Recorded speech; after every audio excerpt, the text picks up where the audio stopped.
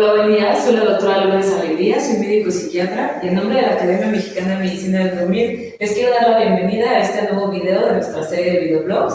El día de hoy les vamos a presentar un tema muy interesante, se llama trastorno conductual del sueño-humor y para eso nos acompaña el experto, el doctor Alejandro Jiménez Genchi. Doctor, ¿cómo está? ¿Qué tal, doctora? Mucho gusto, muchas gracias por la invitación y la oportunidad de estar aquí. Gracias a usted, doctor. Antes que nada, ya nos había acompañado el doctor, pero me gustaría presentarlo nuevamente. El doctor Jiménez Genchi es médico cirujano por la Universidad Nacional Autónoma de México, es psiquiatra egresado del Hospital Psiquiátrico Fray Bernardino, fue presidente de la Academia Mexicana de Medicina del Dormir y es el profesor titular del posgrado de alta especialidad en Medicina del Sueño del Instituto de Psiquiatría. Forma parte del Sistema Nacional de Investigadores y actualmente es el titular de la Clínica de Sueño del Instituto Nacional de Psiquiatría. Doctor, para hacer la introducción a este tema, me gustaría preguntarle, ¿qué son las parasomnias? Ya, yo creo que hay que empezar por ahí, ¿no? Las parasomnias se definen como esos eventos, ¿no? Tanto conductuales, emociones o pensamientos que ocurren en asociación con el dormir, ¿no? Es decir, pueden ocurrir previo al inicio del periodo de sueño nocturno o en alguno de los despertares o al final, ¿no? Y generalmente se trata de emociones, pensamientos o conductas involuntarias y no deseadas, ¿no? Así es como definimos esos eventos de parasomnias, ¿no? Ok, cualquier evento que pueda pasar antes, durante o un poquito después del sueño. Así es. ¿El trastorno conductual del sueño-humor qué es? O sea, ¿está dentro de este grupo de parasomnias? Así es, dentro de las parasomnias tenemos las parasomnias que pueden ocurrir en asociación con el sueño no humor, ¿no? O el sueño sin movimientos oculares rápidos, y las parasomnias que ocurren en asociación con el sueño de movimientos oculares rápidos, o el sueño humor o sueño REM. Y dentro de estas parasomnias del sueño humor se encuentran el trastorno conductual o de conducta del sueño humor, las pesadillas, la parálisis del sueño aislada recurrente, pero bueno, sí, el trastorno conductual del sueño humor es una parasomnia del sueño. ¿Qué tan común es? ¿Sí es común verlo en el consultorio o en la población general? Yo creo que sí, y y lo vamos viendo cada vez con más frecuencia, ¿no? Por eso creo que es relevante, es importante pues como tener en cuenta y saber un poco acerca de este trastorno, porque seguramente lo vamos a ver cada vez más. ¿Y por qué digo esto? El trastorno de conducta de sueño humor típicamente se presenta en adultos mayores de 50 años. Y es precisamente una población que sabemos pues, que está creciendo a nivel mundial, incluido nuestro país. Entonces, Estamos envejeciendo. Estamos envejeciendo, esa población está creciendo, entonces muy probablemente lo vamos a comenzar a ver más, ahora que sabemos más acerca también de este trastorno, que además tiene muchas o varias peculiaridades, ¿no? Entonces, en realidad digo, sí, no es tan frecuente como el insomnio, tampoco lo es como la apnea, pero creo que de las parasomnias, ¿no? Sueño no humor y sueño humor, probablemente es la que más se ve en el consultorio, ¿no? No sea la más frecuente, yo creo que por la cual acuden más los pacientes a consulta. Frecuentemente, ¿por qué? O sea, cuando llega un paciente o los pacientes que le han tocado en el consultorio, ¿cuál es la queja principal? ¿Cómo podemos reconocerlo? ¿Cómo lo reconocen ellos que algo está pasando? Ya, perdón, en realidad no respondí la pregunta, ¿no? ¿Cuál es la frecuencia de trastorno de conducta de sueño humor? Hay pocos estudios, pero hay uno que lo estima en población adulta, y es el 1%. Entonces, bueno, sí, no es tan, sí, bueno, no una casi, ¿no?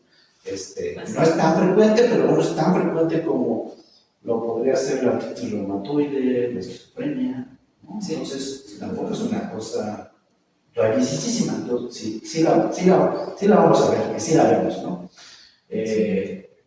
Y lo más común es que lleguen al consultorio o sea, creo que, sí, pensando pues en la experiencia, lo más común es que lleguen porque ya se lesionaron, o bien porque ya, no tanto lesionar a otro, pero sí pues ya le pegaron a un compañero de cama, o bien ellos se lesionaron, ¿no? Porque ¿en qué consiste el trastorno de conducta de sueño? Humor, esta parasomnia se caracteriza por, así, poquísimas palabras, actuar los sueños, Okay. ¿no? Golpes, movimientos. Así es, porque además el tipo de sueños que actúan los pacientes generalmente son de contenido violento, Okay. ¿no? Eso es una peculiaridad de las muchas que tiene este trastorno. Suelen soñar estos adultos, generalmente menores de 50 años, pues que se están peleando con alguien, ¿no? Y entonces lanzan puñetazos, patadas, o dicen groserías. Eso es muy peculiar porque son personas que en su vida en vigilia suelen ser personas descritas como muy afables, muy amables, que jamás dirían una peladez. y en sus sueños dicen groserías, ¿no? Entonces también esta es una cosa singular. Entonces, bueno, pues suelen entonces en este comportamiento de atacar,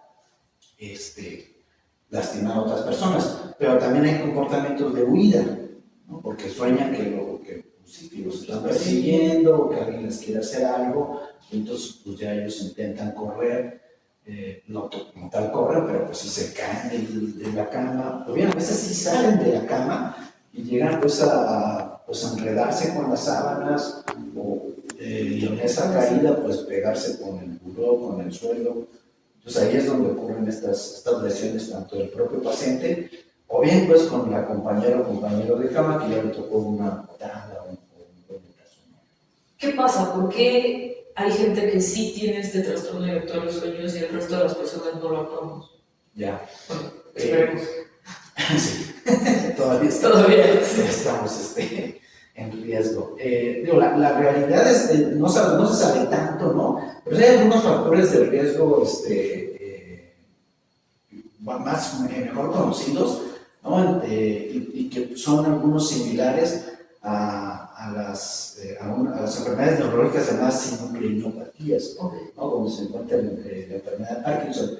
De hecho, una de las formas uno de los tipos de este trastorno de conducta de sueño humor, pues es un antecesor, pues, como tal, de la enfermedad de Parkinson, ¿no? Pues algunos factores de riesgo están relacionados con, por ejemplo, con el tabaquismo. En este caso, la presencia de tabaquismo es un factor de riesgo, en contraste con la enfermedad de Parkinson, donde puede ser más bien protector. La exposición a pesticidas, ¿no? Eso es interesante. Pero así como tal, bueno, otros son el sexo masculino o la edad, pues, después de los 50 años, ¿no? Pero como tal, saber la causa aún se desconoce. Pero bueno, está condicionado por anormalidades que ocurren en el tallo cerebral, ¿no? Particularmente pues en las vías motoras relacionadas con la dopamina. Parece pues que hay un problema pues degenerativo, ¿no? Que es el que podría estar involucrado pues en este mecanismo en el que normalmente se inhibe la conducta motora o el movimiento durante el sueño humor, y en esta condición pues está permitido, y por eso es que terminan actuando sus sueños. Golpeando gente. Sí. Bueno, aunque no siempre, digo, eso es también algo interesante, porque siempre o al menos se ha planteado que es más frecuente en hombres, pero también se ha comentado que lo que ocurre es que en las mujeres que tienen este trastorno, los comportamientos a veces son violentos, ¿no? Son pues no violentos, ¿no? Recuerdo. Pues algunos más casuales, diría yo, en el sentido recuerdo un caso que nos comentaba alguna vez la doctora Latriste, ¿no? De mi de neurología, de una paciente que soñaba que estaba dando clases de escribir en el pizarrón, ¿no? Entonces estaba, pues, su conducta era, pues, sí, estaba como escribiendo en el pizarrón, entonces como comportamientos, pues, sí, no violentos, ¿no? Pero al final sigue actuando los sueños. una vez que nosotros vemos, o sea, llega el paciente o el familiar nos refiere a que el paciente está actuando en los sueños o la gente se da cuenta que su pareja de cama está actuando en los sueños, ¿qué sigue? ¿Con quién hay que acudir? ¿Qué procede? Creo que ese sí es un paciente que tiene que ser atendido en una clínica de sueño, ¿no? Porque sí hay que hacer polisomnografía, ¿no? Es lo que sigue, porque tenemos que documentar pues, digamos, la ausencia de atonía durante el sueño humor, ¿no? Sabemos que durante el sueño humor normalmente se pierde el tono muscular, ¿no? La atonía muscular es característica del sueño humor y los pacientes con este trastorno la conservan. Entonces tenemos que medir o evaluar ese tono muscular durante el sueño humor. Entonces hay como propuestas de qué porcentaje del sueño humor debe estar sin atonía muscular para poder confirmar quizá el diagnóstico de trastorno. Para descartar. ¿Existe algún tratamiento para estos trastornos, algo que mejore los síntomas? Sí, digo yo que esa es otra de las peculiaridades, porque en realidad son tratamientos, pues diría yo, simples, ¿no? O no tan complejos, para algo tan aparatoso. Sí, extraño. Pero bueno, el primero de ellos es el ambiente seguro para dormir. Eso es algo que sí, digamos que no podemos negociar, ¿no? Eso es ambiente seguro para dormir. ¿A qué me refiero con eso? A cambios en la habitación, como por ejemplo, bajan el colchón para que la altura entre y el piso pues, sea mínima, ¿no? Y no haya caídas, proteger cualquier esquina de muebles o incluso retirarlos o retirar tapetes en los cuales pudieran restaurarse. Algunos pacientes incluso han puesto foamy, ¿no? En el piso de su habitación, ¿no? Para por si hay alguna caída, no lastimarse. Particularmente esos. En este trastorno es raro que salgan de la cama. Finalmente que todo el comportamiento ocurre dentro de la cama, pero bueno, no podemos correr riesgos.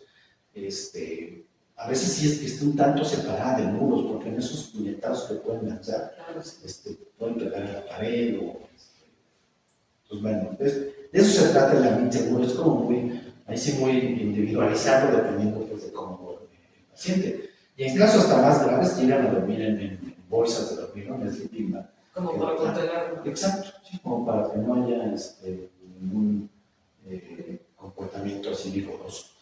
Y luego estaría el tratamiento con fármacos, donde uno de los medicamentos que usamos y que es muy eficaz es la melatonina. O sea, si en algo es eficaz la melatonina, es ahí en el trastorno de conducta del sueño, reduce significativamente el comportamiento. No el soñar, pero sí el comportamiento. Y además es muy segura, ¿no? Y por eso es como primera línea, incluso antes que el siguiente medicamento que es el clonazepam. Sí, donde ya hablamos de otros efectos adversos. Donde precisamente, como se trata de una población mayor de 50, a veces cuando acuden son personas de 70 años, donde pues el benzodiazepinas pues tienen sus riesgos, ¿no? Pero generalmente son dosis bajas, 0.5, 1 miligramo, y responden muy bien. A veces combinar melatonina y clonazepam, pero yo diría que el 95% de los pacientes responden bien a cualquiera de estos fármacos. O sea, el fármaco más todas las medidas de sueño seguro. Sí, de ambiente seguro. Ambiente seguro. Y lo otro es como el seguimiento, ¿no? Que sí es, bueno, pues creo que siempre lo debe haber en enfermedades crónicas, ¿no? Pero en esta será particularmente importante porque algo que se sabe es que una proporción grande de estos pacientes en el seguimiento en el tiempo pueden desarrollar una sinucleinopatía, ya sea enfermedad de Parkinson, trastorno neurocognitivo por cuerpos de Lewy, o atrofia de múltiples sistemas. En particular esos tres. Y o enfermedad de Alzheimer. En particular los primeros tres de las sinucleinopatías.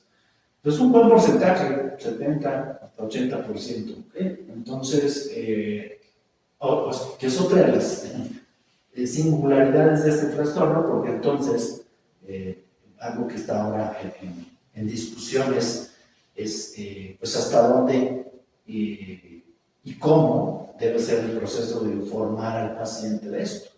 Sí, claro. Si no dar la información sin cuidado, obviamente, ¿no? No debe ser sencillo. Bueno, hay todo un debate, ¿no? Donde incluso se propone preguntar si quieres saber o no acerca de cómo se comporta la evolución de esta enfermedad. Hay quienes plantean que no debiera informar, que no debiera informarse, otros que sí. Hay un debate en torno a eso. Pero por eso regresando a eso del diagnóstico, es importante que podamos como documentarlo bien, ¿no? Con la polisomnografía, porque pues tener trastorno de conducta de sueño y humor pues tiene estas implicaciones a futuro.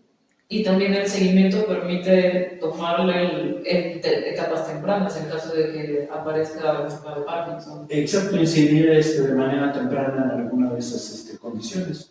Así es. Ok, tiene muchísimas repercusiones el trastorno de conducta del sueño. Tiene muchas. Sí, por eso creo que tiene muchas peculiaridades, singularidades este trastorno. E insisto, lo vamos a comenzar a ver con más frecuencia. Pues muchas gracias, doctor, por acompañarnos a hablar de este trastorno. No sé si le gustaría agregar algo más.